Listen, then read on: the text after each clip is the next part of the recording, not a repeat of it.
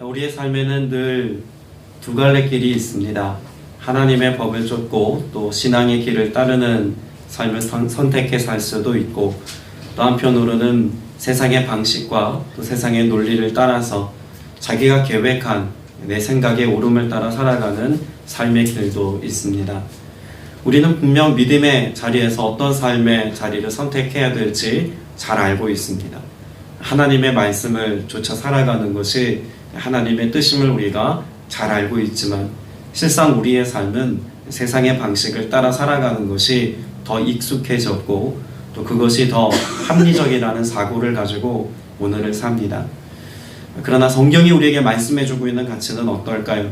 그렇게 우리 눈에 좋아 보이는, 또 우리가 생각하는 계획을 따라 성공과 또 세상의 합리적인 삶을 살아가는 것이 우리의 평안과 또 행복을 보장해주지 못한다는 것을 분명히 말씀해주고 있습니다. 믿음의 사람 아브라함, 그의 삶에는 그 곁에 롯이 함께 있었던 것을 우리가 이전까지 보았죠. 롯의 삶에는 분명 아브라함으로 인한 축복이 그에게 영향력을 미쳤던 것이 사실입니다. 그가 복을 받은 것, 아브라함만큼 그의 조카 롯이 하나님께서 허락하신 복을 받아 누릴 수 있었던 이유는 무엇 때문이라고 말할 수 있을까요?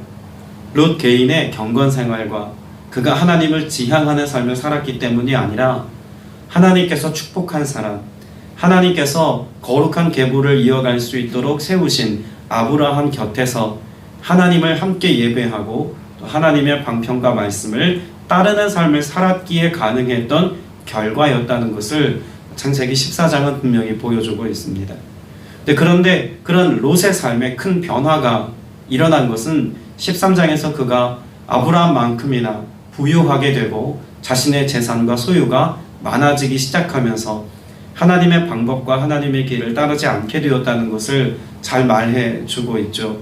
그것을 잘 보여주었던 말씀이 13장 12절의 말씀인 것을 우리가 어제도 보았습니다. 롯은 그 지역 도시에 머무르며 그 장막을 옮겨 소돔에 이르렀더라. 자, 그런데 그가 소돔에 이른 이유를 10절에서는 뭐라고 말씀하고 있죠? 소돔과 고모라를 멸하시기 전이었으므로 그곳이 여호와의 동상 같고 애굽 땅과 같았더라 라고 하는 말씀도 보았습니다. 자, 우리가 주목해 볼 말씀은요, 애굽입니다. 지금 이 창세기 말씀은 모세와 그 백성들이 1차 독자라는 사실을 우리가 제일 먼저 생각해 보아야 한다고 말씀드렸죠. 애굽이라고 하는 땅, 그 땅의 삶을 사람들은 어떻게 생각하고 있을까요? 출애굽한 이스라엘 백성들임에도 불구하고 출애굽한 하나님의 인도하심과 은혜를 늘 생각하고 그 역사하심에 감사하는 삶을 살기보다는 다시 애굽을 지향하는 삶을 살고자 했음을 우리는 출애굽한 이스라엘 백성들에게서 찾아볼 수 있는 모습입니다. 그걸 어디서 우리가 알 수 있을까요? 늘 부족하고 뭔가 모자랄 때마다, 인생의 결핍의 순간마다 하나님을 원망하면서 끊임없이 애굽을 떠올립니다. 출애굽기, 민수기, 신명기 말씀에 다 등장합니다.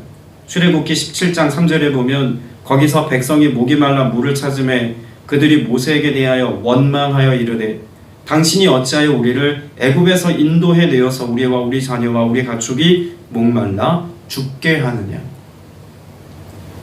애굽을 떠난 우리의 삶은 죽음과 같습니다 라고 원망하고 있는 거죠. 민수기 14장 2절에도 보면 이스라엘 자손이 다 모세와 아론을 원망하며 온 회중이 그들에게 이르되 우리가 애굽 땅에서 죽었거나 이 광야에서 죽었으면 좋았을 것을, 우리 삶의 매장지가 차라리 고된 삶을 살더라도 애굽이었으면 차라리 좋았을 것을 이라고 후회하고 원망합니다. 신명기 1장 27절에서도 장막 중에서 원망하여 이르기를 여호와께서 우리를 미워하심으로 아모리 족속의 손에 넘겨 멸하시려고 우리를 애굽 땅에서 인도하여 내셨도다. 우리가 애굽에 있었다면 이 아모리 족속이라고 하는 하찮은 족속에게 죽임당하거나 고통당하는 일이 없었을 터인데 출애굽하였으므로 우리의 삶에 이런 힘겨움이 있다고 원망하고 있는 것이죠. 이런 원망의 삶을 살고 있고 출애굽의 삶을 후회하고 있는 이스라엘 백성들에게 오늘 출애굽기 13장 14장의 말씀은 우리의 삶의 지향함이 애굽이 아니라 가나안이라는 사실을 명확하게 말씀해 주고 있습니다. 12절에 아브라함은 가나안 땅에 거주하고 13장 12절에 말씀하고 있죠. 자, 그러면 아브라함의 삶을 특정할 수 있는 장소는 어디입니까? 가나안입니다. 그러니까 아브라함의 삶은 가나안을 지향하는 삶, 하나님의 말씀이 있고 하나님의 명령이 있고 뜻이 있는 그 땅을 지향하는 삶을 살고 있는 인생이라면, 그래서 하나님과 동행하고 예배하는 삶이라면 롯의 삶은 소돔을 지향하는 삶, 애굽을 지향하는 삶이라고 말할 수 있을 겁니다. 자, 그런데 애굽의 삶의 특징이 어떻다고요? 13장 13절에 여호와 앞에 악하며 큰 죄인이었더라. 그러면 애굽을 지향하는 삶의 특징은 어떤 삶입니까? 하나님을 대적하고 하나님에 대하여 원망하고 하나님이 이끄신 길에 대하여 불평하는, 그렇게 하나님에 대하여 악평하는 길이라고 말할 수가 있겠죠. 그 두 갈래 길에 관한 특징을 말씀하면서 오늘 본문 14장의 말씀, 우리가 읽은 말씀은 그렇게 애굽을 지향하는 사람들의 삶에 나타난 삶의 정황과 모습을 잘 보여주고 있습니다. 우리가 여러 민족들이 함께 연합하여서 고대 전쟁사의 내용의 한 파트를 우리가 읽었죠. 실제 세계 역사 속에 고대 전쟁 속에 이런 부족이 있고 민족이 있는지에 대한 논증을 할 수는 없습니다. 역사적 자료를 찾아보면 이런 왕의 이름이나 지명이 정확하게 나오지는 않습니다. 그렇다고 해서 고대 역사의 모든 흔적과 역사가 다 고스란히 남아있다고 볼 수는 없겠죠. 물론 고고학적인 고증은 우리가 하기 어렵지만, 그럼에도 불구하고 고대사에 남아있는 이 성경에 기록된 이 사실은 그 애굽을 지향하는 삶의 특징을 우리에게 잘 보여주고 있다고 말할 수 있습니다. 14장 읽는 내내 여러분 어떤 삶의 특징이 계속 등장하고 있습니까? 2절 말씀에 보면 싸우니라, 또 4절 말씀에 보면 배반한지라, 5절에도 보면 어떤 족속을 치고, 또 7절에도 족속을 친지라, 8절에서는 전쟁을 하기 위하여 진을 쳤더니, 9절에서는 맞서니라, 10절에 보면 도망하며, 11절에 빼앗아가고. 여러분, 지금 우리가 14절에 기록되어져 있는 어떤 역사적인 사실들은 배제하더라도 애굽을 지향하고 그렇게 소돔이라고 하는 지역에 머물러 살고 있는 사람들의 특징을 뭐라고 말할 수 있을까요? 전쟁입니다. 끊임없이 싸우고 빼앗고 속이고 배반하는 일들이 끊임없이 등장하고 있는 장의 말씀이 14장 1절부터 11절까지 기록되어져 있는 고대 전쟁사에 나타난 특징입니다. 그런데 이것이 단지 고대사에만 나타나는 삶의 정황이고 특징이겠습니까? 우리가 살고 있는 오늘의 세상, 애굽을 지향하고 소돔과 같은 삶을 살고 있는 이 시대의 특징이기도 합니다. 여러분, 아브라함의 삶을 이미 창세기 12장에서 하나님께서 구별하셔서 그로 하여금 민족을 세우실 것을 약속하셨습니다. 그리고 아브라함을 어떻게 부르셨다고 말씀하고 있습니까? 창세기 12장 2절에 보면 내가 너로 큰 민족을 이루고 내게 복을 주어 내 이름을 창대하게 하리니 너는 복이 될지라. 너를 축복하는 자에게는 내가 복을 내리고 너를 저주하는 자에게는 내가 저주하리니 땅의 모든 족속이 너로 말미암아 복을 얻을 것이라. 자, 그러면 아브라함은 복이 되어서 그 복을 나 혼자 영위하고 누리는 삶이 아니라 복된 나를 통해서 복이 흘러가게 하는 삶을, 아브라함으로 인하여서 모든 민족이 복을 누리게 하는 삶을 사시겠다고 하나님이 언약하신 것을 기억해야 합니다. 그리고 실제로 아브라함은 그 가나안 땅에 머물며 그 지역에 살고 있었던 세 명의 부족과 함께 연합된 삶을 잘 살아내고 있다는 것, 그것이 우리 13절 이하에 기록되어져 있는 말씀이기도 하죠.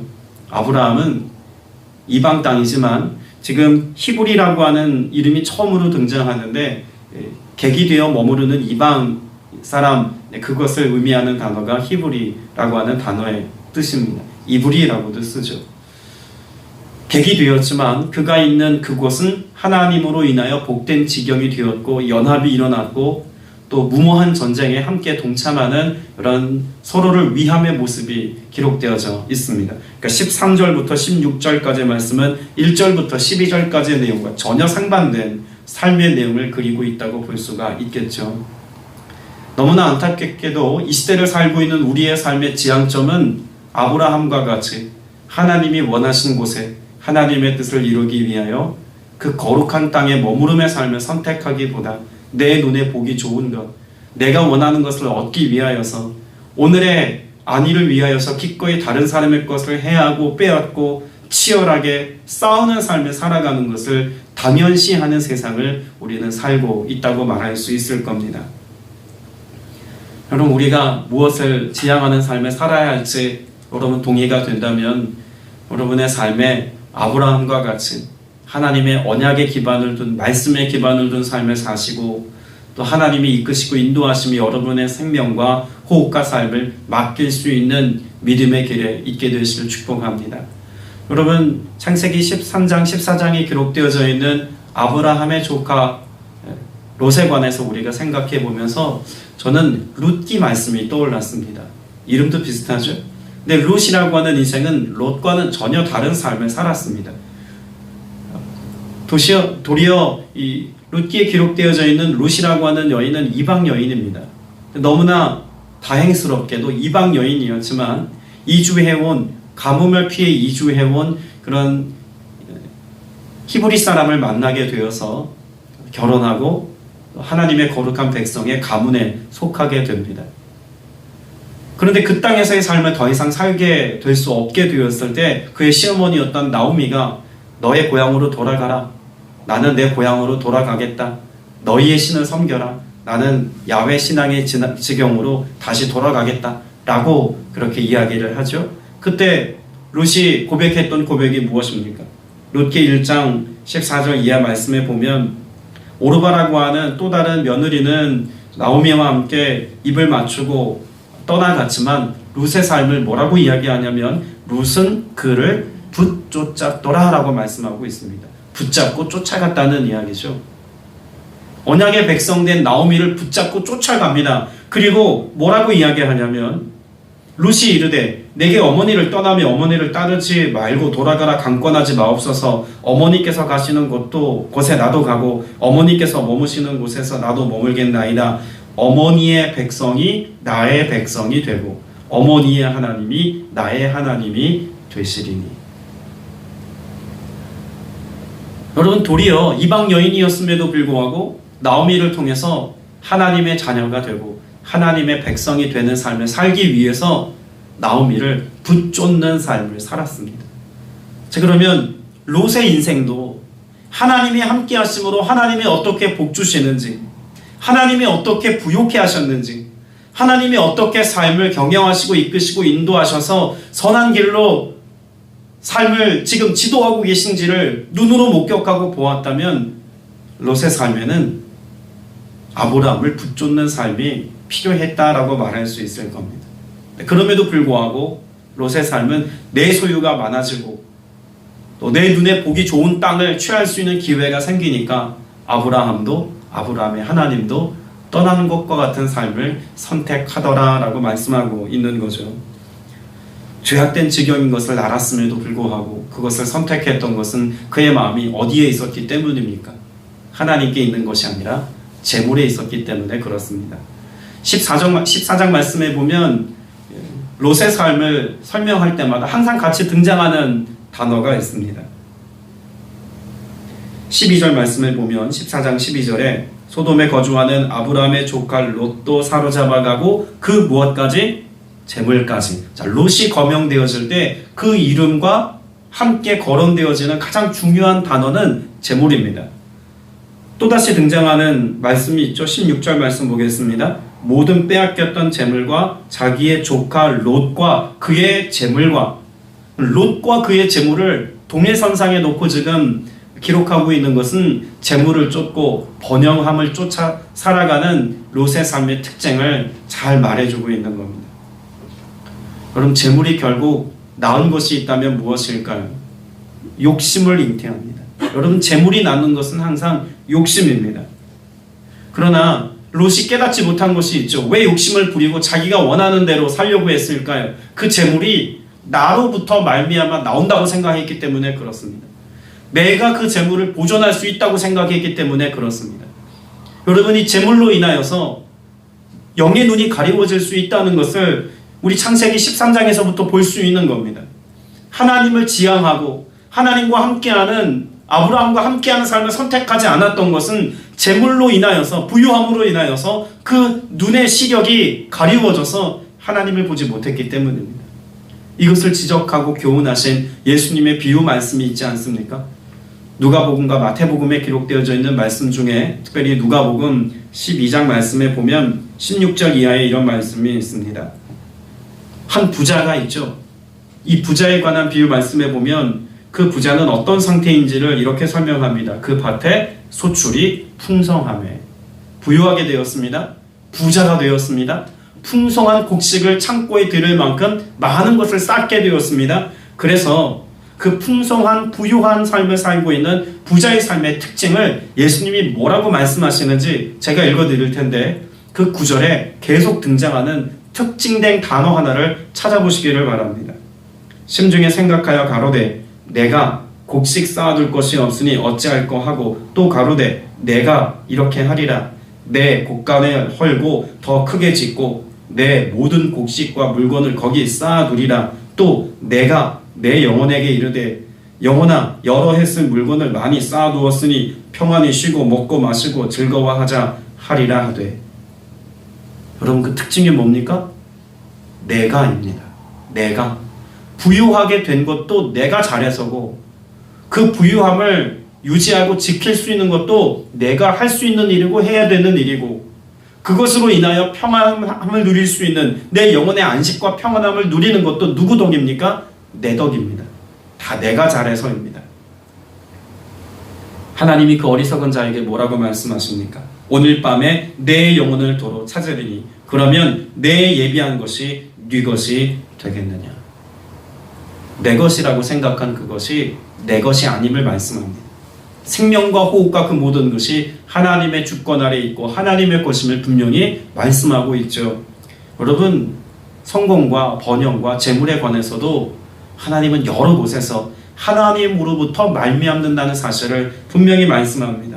신명기 8장 18절에 내 하나님 여호와를 기억하라. 그가 내게 재물 얻을 능력을 주셨습니다. 이같이 하시면 내 열조에게 맹세하신 언약을 오늘과 같이 이루려 하심이니라. 하나님이 아브라함에게 부욕케 하심의 축복을 허락하십니다. 우리가 읽은 13절 이하 말씀에도 보면 전쟁에서 승리하고 빼앗겼던 모든 것들을 도로 찾게 하십니다. 이유는 무엇입니까? 하나님이 아브라함과 언약하셨습니다. 큰 민족을 이루게 하실 것이고 부욕케 하시고 번영케 할 것이고 그가 복이 되게 할 것이며 그로 말미암아 복되게 하시겠다고 하나님이 무엇하신 겁니까? 언약하셨습니다. 지금 이 말씀은 재물을 얻게 하시고 부욕케 하시는 하나님 언약에 대한 하나님 역사의 성취입니다. 잠언 8장 18절 말씀에도 보면 부귀가 내게 있고 장구한 재물과 의도 그러하니라. 하나님께 이 모든 것이 다 있다는 이야기입니다. 그럼 우리는 다시 처음 제가 말씀드렸던 것과 같이 애굽을 지향하는, 소돔을 향하는 삶을 살아야겠습니까? 가나안을 지향하는 아브라함과 같은 믿음의 자리에 서 있어야겠습니까? 너무나 명쾌하지 않습니까? 성경은 일관되게 우리에게 말씀하고 있습니다. 그게 구약이든 신약이든 우리의 삶을 복되게 하시고 평안케 하시고 부욕케 하시고 주신 하나님의 것을 누리며 살 수 있고 유지할 수 있는 길은 우리의 삶의 모든 삶의 여정을 주님께 맡길 때입니다. 우리가 앞서 우리의 말씀을 나누기 전에 찬양 부르지 않았습니까? 복의 근원 강림하사. 여러분, 아브라함을 하나님이 복이 될지라고 말씀하셔서 그런 말미암아 복의 흐름을 오늘 말씀하고 있는데, 성경은 이 복 되게 하신 존재보다 복의 근원 되신 예수 그리스도를 주목하고 있다는 것을 알아야 합니다. 그럼 우리의 삶의 복은 누구로 말미암습니까? 예수 그리스도로 말미암는다는 것을 성경은 우리에게 일관되게 보여주고 있는 것이죠. 아브라함이 믿음의 조상이지만 믿음의 주 되시는 분은 예수 그리스도입니다. 그러니까 구약에서 아브라함에 대해서만 말씀하고 있는 것이 아니라 믿음의 조상된 아브라함을 통해서 믿음의 주 되신 예수 그리스도를 바라보기까지 우리의 생명과 재물과 호흡과 모든 것이 주로 말미암는다는 사실을 우리에게 가르쳐 주고 있다고도 볼 수 있는 것입니다. 13절 이하 말씀에 보면 아브라함과 동맹한 사람들이 있고 또 그의 조카가 사로잡혔다는 사실을 알고 난 뒤에는 집에서 길리고 훈련된 자 318명을 거느리고 단까지 쫓아가죠. 318이라고 하는 숫자에 여러 가지 의미를 부여하는 사람들이 많이 있습니다. 히브리어 문장의 숫자나 혹은 317, 318이라고 하는 숫자가 보여주는 완전함의 의미, 이런 것에 의미를 부여하려고도 합니다.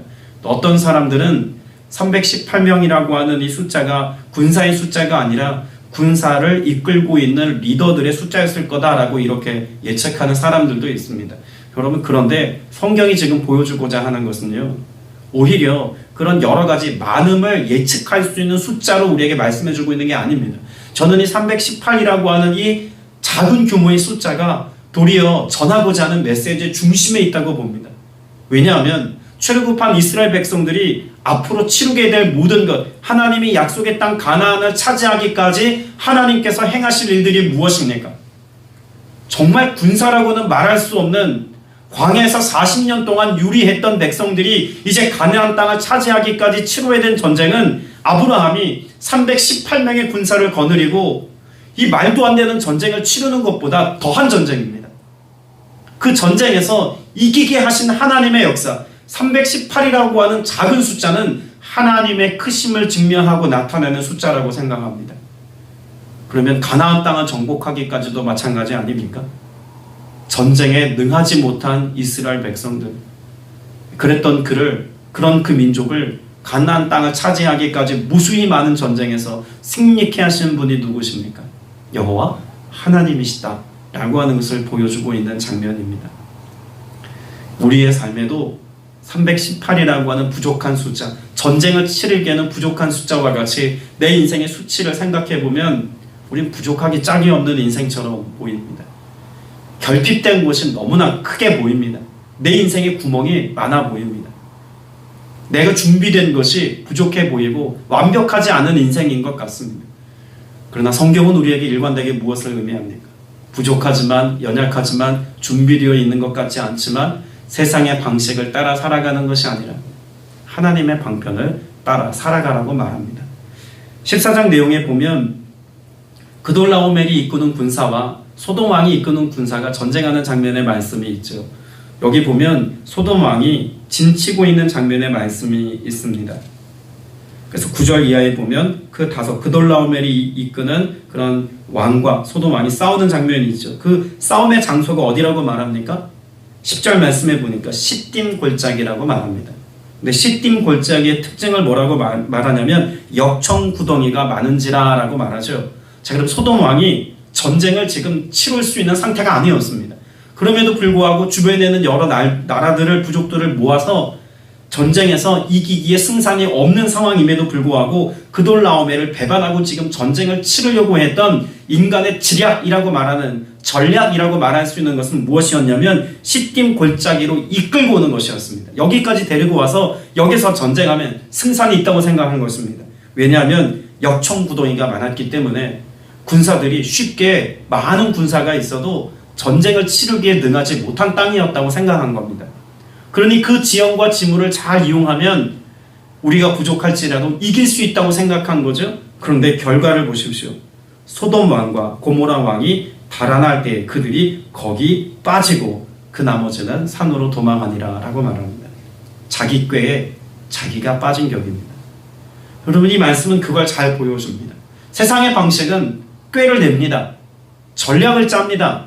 성공할 수 있는 수많은 방편을 마련합니다. 그게 재물일 수도 있고 사람일 수도 있고 또 오늘 본문에서와 같이 나를 도와줄 수 있는 주변의 어떤 강력한 힘일 수도 있습니다. 그런데 거기에 의존하여 살아가는 인생 결국 어떻게 됩니까? 자기 꾀에 빠져 도리어 도망가는 것에 걸림돌만 되더라 라는 내용을 포함하고 있는 겁니다. 여러분, 오늘 이 하루 자기 꾀에 빠져 살아가는 삶이 아니라 하나님의 지혜와 방편을 쫓아 믿음의 길을 선택할 수 있는 여러분 되시길 축복합니다.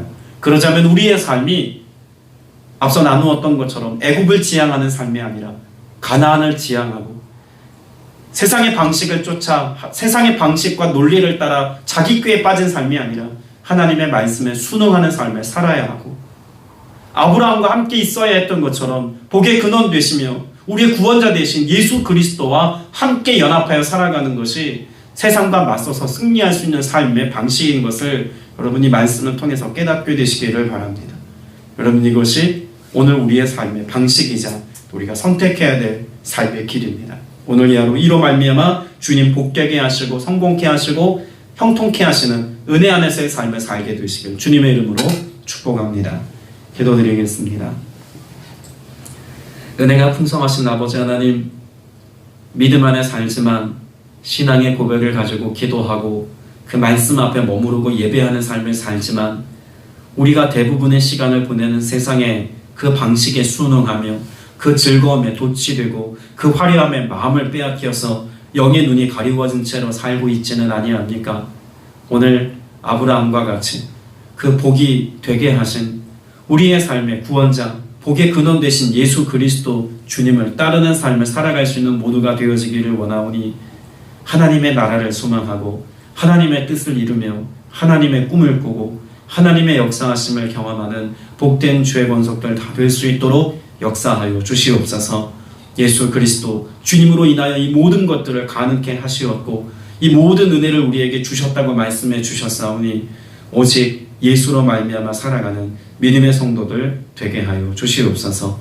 주께서 오늘도 우리에게 그 크신 은혜와 사랑 안에 역사하시고 은혜 베푸실 것을 믿사옵고 우리 구주 예수 그리스도 이름으로 간절히 기도드렸사옵나이다. 아멘.